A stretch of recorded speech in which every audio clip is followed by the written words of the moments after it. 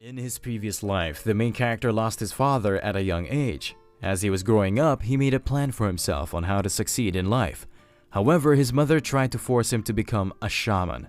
The main character rejects his mother's words, trying to forge his own path in life, but eventually he dies because of a traffic accident. While on the verge of death, he thinks about where his life went wrong, when suddenly, he's reborn in a completely different world. At a train station in the middle of a snowy city, Ludger Chelsea boards a train to an unknown destination. He walks down the train to cabin number 403. Inside the room, an old man is sitting down reading a paper. The old man greets Ludger as he sits down on one of the benches in the cabin, and Ludger nods in return. Eventually, as the train departs from the station and starts moving through the snowy wilderness, Ludger opens a book and starts reading it while both of them are sitting in silence inside the cabin. Soon though, Ludger turns his head up and sees the back of the newspaper the old man was reading, where Ludger sees an article talking about how the civil war in the kingdom of Utah is over. The article goes on to talk about how the war ended in the victory of the princess's faction. In response to this, Ludger speaks to the old man, talking about how glad he is that the civil war is finally over. The old man looks at Ludger over his paper. He agrees with Ludger, also voicing how he is happy the war has ended. After talking to each other for a bit, the old man introduces himself as Gerard. Gerard then points out that Ludger must be a noble, as only nobles in this world have last names. Ludger says that he's from a fallen noble family and asks Gerard where he is heading. Gerard says that he's going touring, and he plans to visit the capital of the empire. Ludger responds by saying that he has been appointed as a teacher at the Nobel Academy. Gerard comments on how skilled Ludger must be to be appointed as a professor at such a young age, but Ludger acts as if it was no big deal.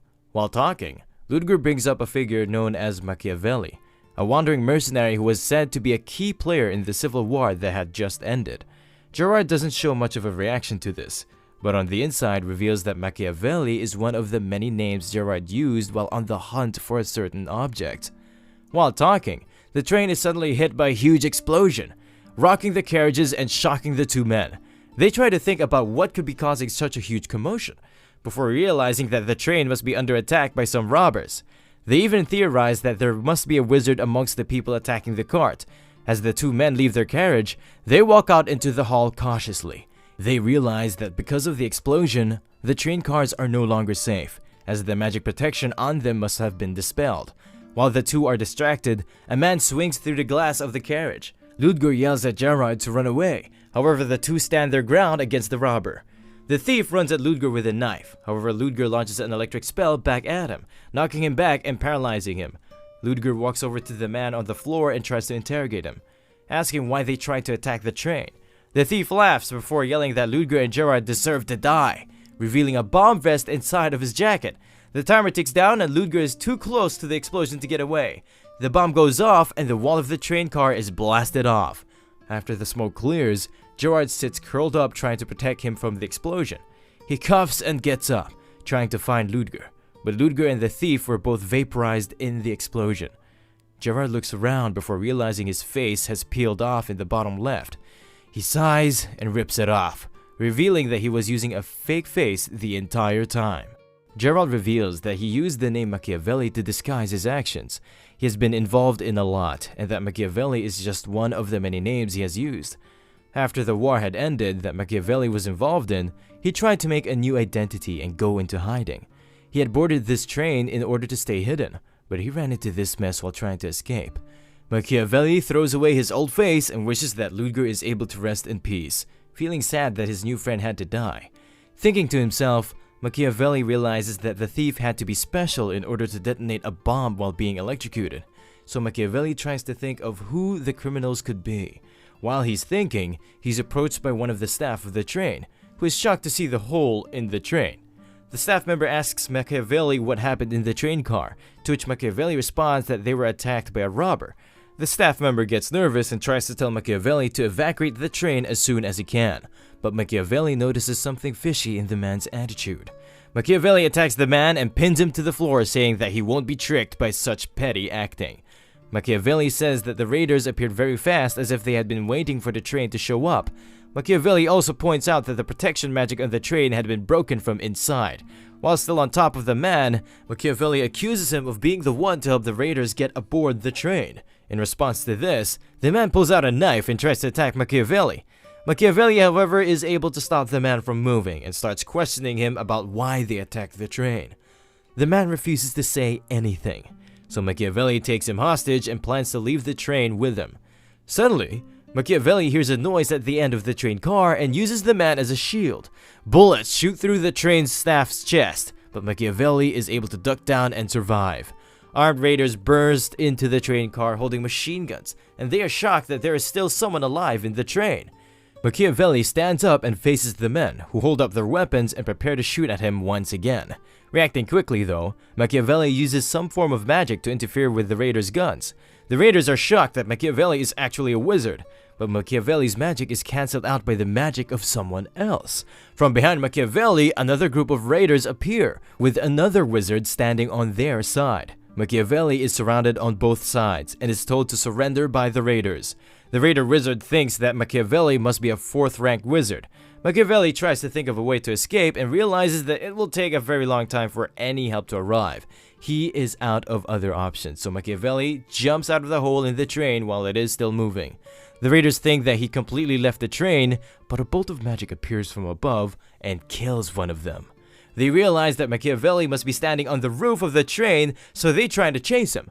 The raiders use their guns and shoot through the roof, forcing Machiavelli to run along the train away from them.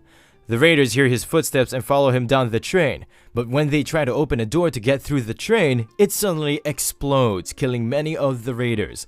They realize that Machiavelli must have left traps for them to run into, which scares the raiders. As they are shocked, they hear a noise and feel the train started to slow down. They realize that Machiavelli must have separated the train carts, leaving them behind. As they watch the train drive away, they curse at Machiavelli for tricking them, but they are suddenly interrupted by a strong wave of mana. Looking back, they see Machiavelli preparing a massive spell aimed right at them. Machiavelli fires the spell, which forms into a laser and vaporizes all of the raiders. One of the raiders, the wizard, is able to survive.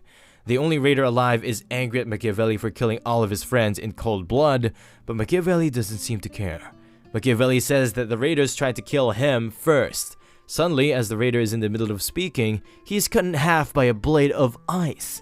A woman in formal clothing appears behind him and asks Machiavelli if he is okay. She tells Machiavelli that everything is going to be okay and that she is part of the Cold Steel Knights. Somewhere else on the train, the raiders are fighting against another Cold Steel Knight. They fire bullets at him, but they are repelled by his magic. The knight uses his magic to kill the raiders. Before seeing that the compartment has been cleared, the other knights also reports in, saying that their compartments have been cleared too. The woman from earlier turns out to be the vice captain of the knights. She tells the knights to escort the passengers to safety. At the next station, the vice captain of the knights talks to Machiavelli, asking him if he was hurt during the attack. The woman introduces herself as Veronica Deville, but before she is able to hear Machiavelli's name, a man in a trench coat starts to talk to her. The man says that his name is Remlis and that he is from the police department. Veronica and Remlis talk about the attack on the train, but Remlis tells Veronica that the train had been taken over way too quickly. Remlis says he suspects someone on the train was helping the raiders, and Veronica agrees. Veronica then tells Machiavelli that he just has to be honest in the investigation and that everything will be fine. But Machiavelli is extremely worried about being questioned, because Machiavelli lost the face he used under the name Gerald. He won't be able to use that name anymore. Machiavelli tries to think of a way out of his situation, realizing that escape is impossible because of all the guards that are standing outside. He also thinks that Veronica won't forgive him for being a criminal and hiding his identity. Remlis comes to the cabin to ask Machiavelli who he is, and he is suspicious that there is only one person in the cabin when there were supposed to be two. Machiavelli explains that the other person was killed in an explosion, but Remlis is still suspicious. Suddenly though, Veronica tells Remlis that Machiavelli was fighting the raiders on the train, and says that Machiavelli shouldn't be a suspect. Remlis is shocked by this, and apologizes to Machiavelli, but mistakes Machiavelli's identity for Ludger, the man who sat in the cabin with Gerald. Remlis and Veronica are shocked that Ludger had been appointed as a professor at Nobel Academy. With no other option, Machiavelli accepts the name of Ludger and pretends to be him. Later in the day, Remlis tries to escort Machiavelli, now using Ludger's identity, to Soren Academy, but Machiavelli refuses. Machiavelli says goodbye to Veronica and Remlis and walks off. Apologizing to Ludger in his head, Machiavelli is glad to finally be out of the situation. In this world, photography is not very advanced, so Machiavelli looks close enough to Ludger in the photos.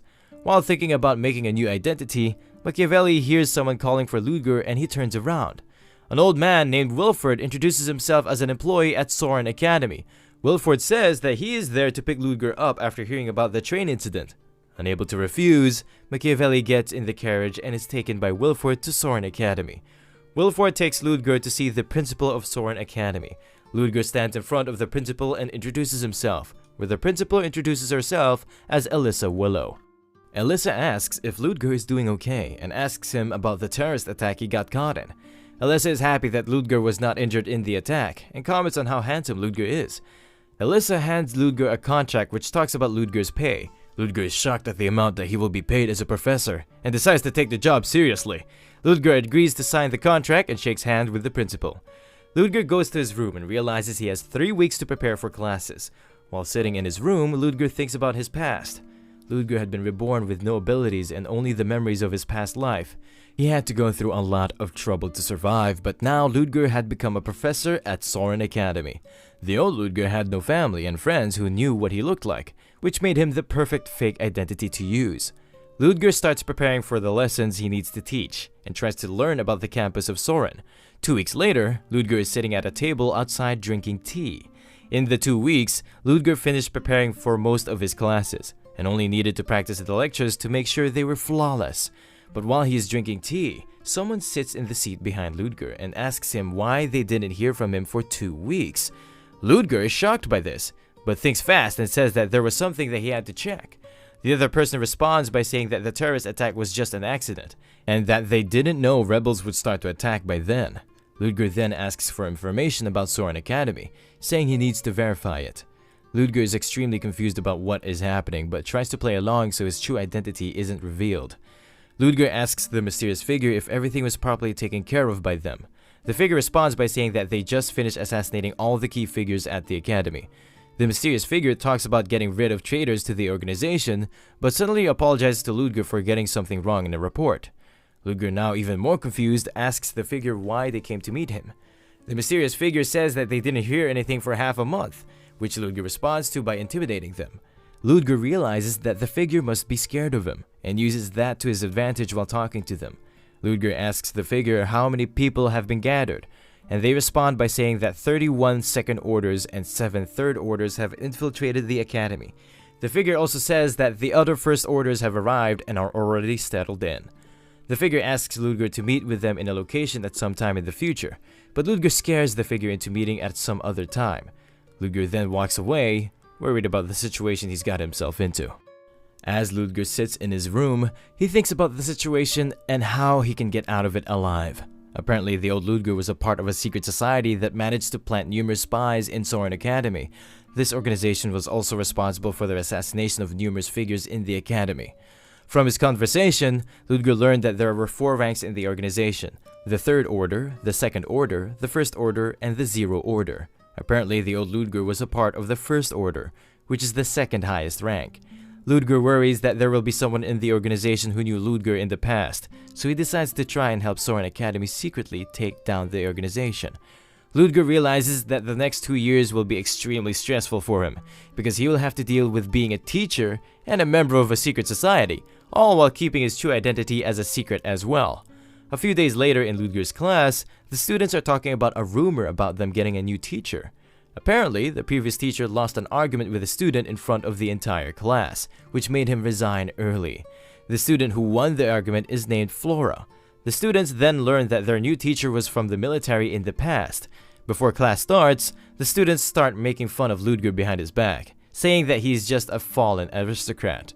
Finally, Ludger enters the room and all of the students stop talking. He slams his hand on the desk before introducing himself to the class. Ludger talks to the class about how he is planning to teach them. Because of Ludger's true identity, Ludger is very familiar with using magic in battle, and so he tells the students that he will be teaching them about that. He also tells the class of second-year students that first-year students will be able to join the class too. Some of the students are worried about this, and one of them asks Luger why he's letting younger students join the class. He says that he wants to teach every student equally, no matter what grade they are in. Ludger continues talking to the kids. He says that the class will not be easy for the students to take, and that he will make sure everyone takes the class as seriously as he can. Ludger is trying to make less students attend the class because that will make his job easier. He thinks that making the class difficult and allowing first-year students to join will make the older kids not like the class. Ludger leaves the class and a lot of the kids are shocked at how he acted as a new teacher. When he's walking away from the class, Ludger thinks about how he talked in front of the children and is worried that he may have messed up. He thinks that he may have scared the kids and made them not ask him any questions. While he is thinking, a teacher with pink hair talks to him and introduces herself as a new teacher as well.